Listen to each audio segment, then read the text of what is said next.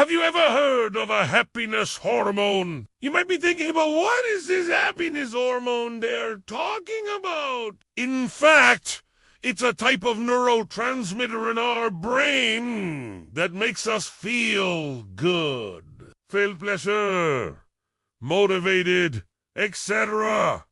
Well, guess what? Our ancient ancestors also knew how to hack their brains to release more of these happy chemicals. And in today's video, we're going to take a look at one of those tricks. But before we get into it, make sure to hit that subscribe button so you don't miss out on future videos. Now let's begin with one of the best examples. In ancient Greece, the philosophers used to gather together in the open air to talk about life, meaning, and other important things. They believed that by sharing their thoughts and ideas, they could improve their mental health and well-being. This practice of open-air discussions was a form of mindfulness meditation because it encouraged them to focus on the present moment, observe their thoughts and emotions without judgment, and connect with others around them. It also helped them to cultivate a sense of inner peace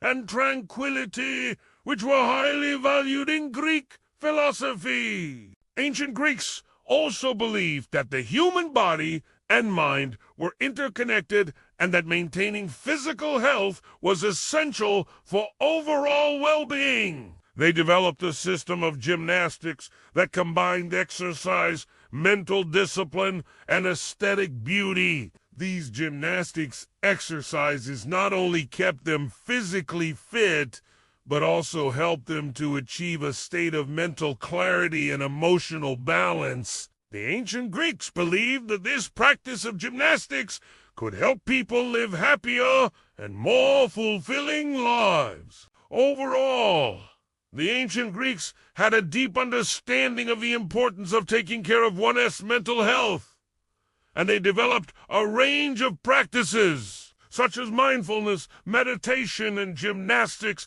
that can still be relevant today. These practices have stood the test of time and can help us improve our mental health and well-being. In the bustling city of Alexandria, there was a man named Demetrius who felt overwhelmed by the stress of his job and the demands of his daily life. He found himself constantly worrying about the future and ruminating over past mistakes. His anxiety was starting to affect his relationships and his work performance.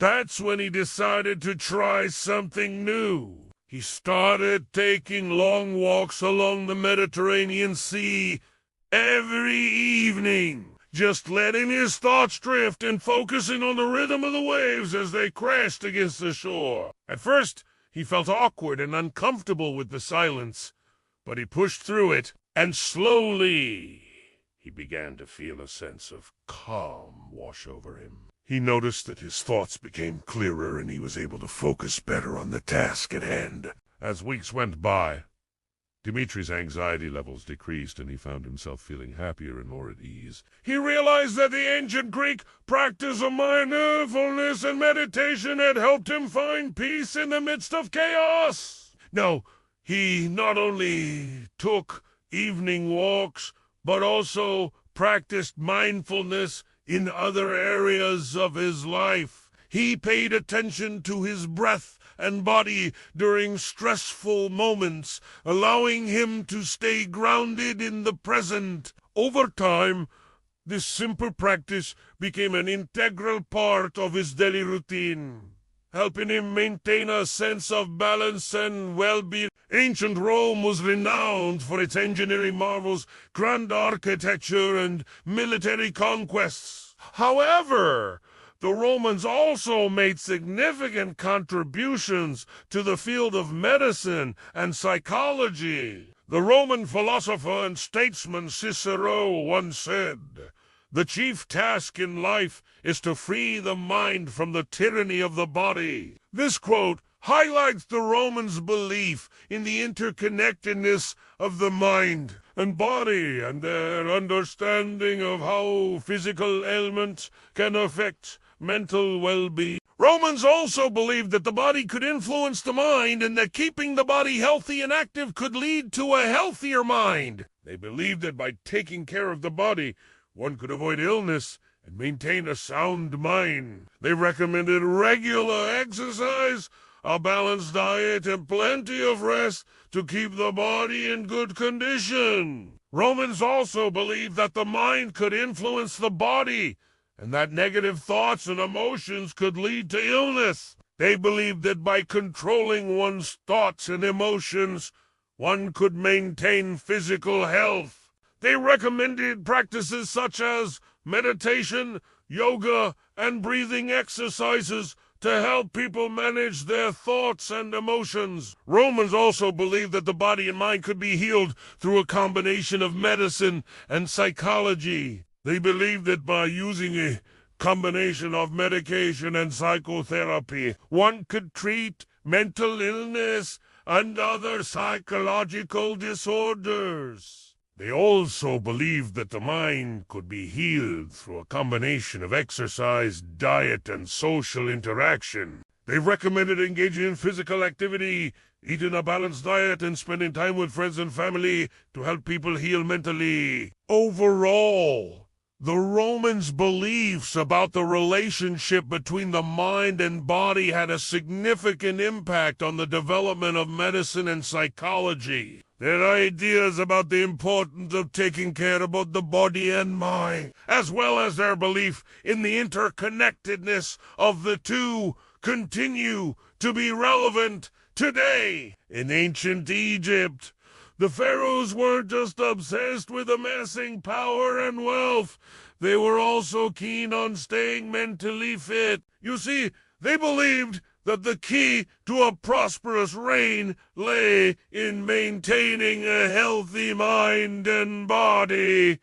And they weren't wrong. After all, how can you lead a nation effectively if you can't even lead yourself? The Egyptians kept themselves sharp with a series of brain games and puzzles that would put even the most brilliant minds to shame. They developed board games like Synod, which involved strategy, skill, and a whole lot of luck. It was considered a game of life and death, and the pharaohs believed it could help them navigate the afterlife. But it wasn't all fun and games.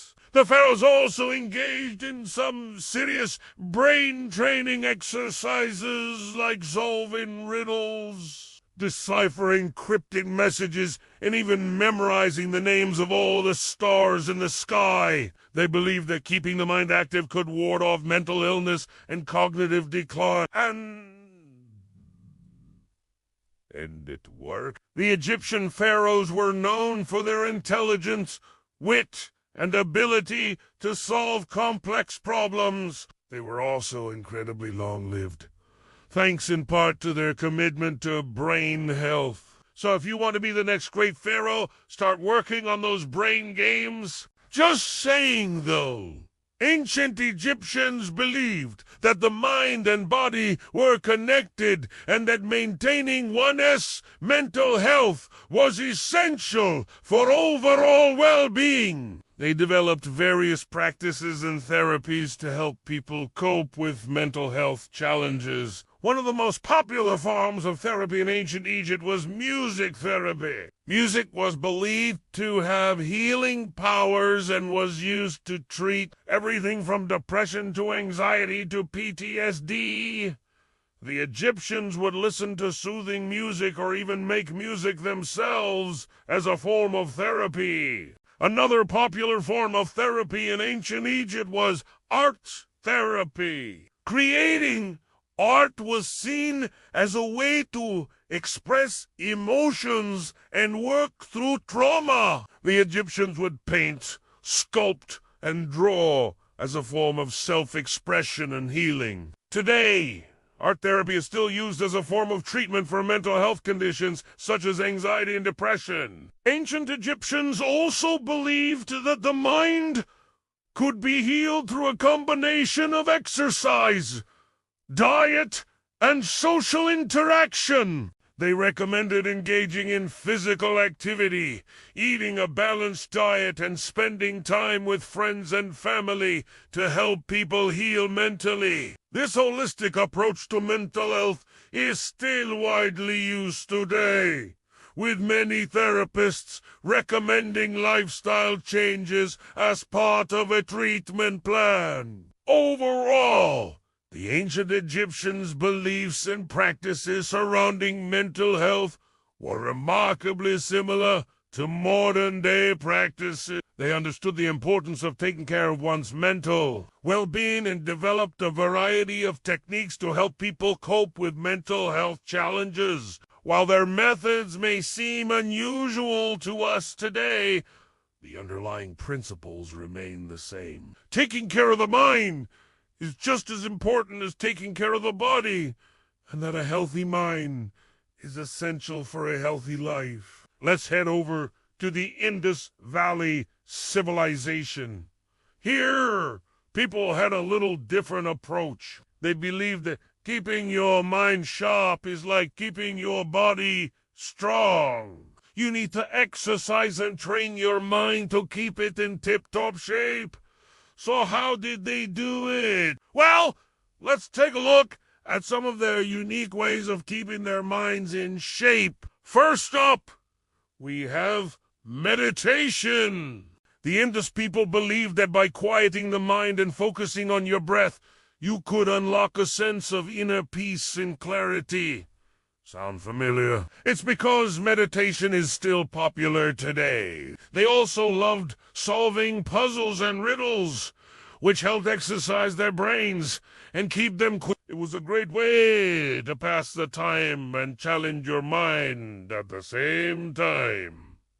Next, we have yoga. The Indus people believed that by practicing yoga, you could achieve a state of perfect balance between your mind and body. This would lead to improved concentration, flexibility, and strength. So not only did it keep their mind sharp, but also helped improve their physical health. Finally, let's talk about their love for nature. The Indus people believed that spending time in nature could help clear your mind and bring you closer to a sense of harmony. They would take long walks in the nearby hills and valleys, which helped them relax and de-stress. They believed that connecting with nature could help you gain a new perspective on any problems you might be facing. These practices may seem like ancient history, but they're actually timeless.